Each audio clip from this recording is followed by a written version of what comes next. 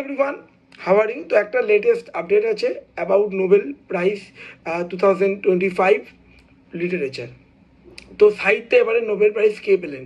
তো দেখো, নাম হলো লাজজলো ক্রানাহোরকাই, একজন হাঙ্গেরির ঔপন্যাসিক ও চিত্রনাট্যকার, যিনি 2025 সালে সাহিত্যে নোবেল পেলেন।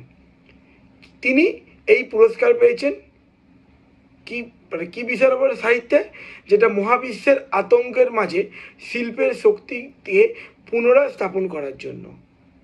ঠিক আছে, চারিদিকে যুদ্ধ, ওয়ার বা বিভিন্ন রকম সমস্যার মধ্য দিয়ে যাচ্ছে, তার মধ্যে তার লেখার মধ্য দিয়ে, ঠিক আছে, তার সাহিত্যের মধ্য দিয়ে যাতে পুনরায় শিল্পের শক্তিকে, মানে সাহিত্যকে মাধ্যমে শিল্পের শক্তিকে পুনরায় স্থাপন করতে পারা যেতে পারে, সেই বিষয় তিনি লেখার জন্য।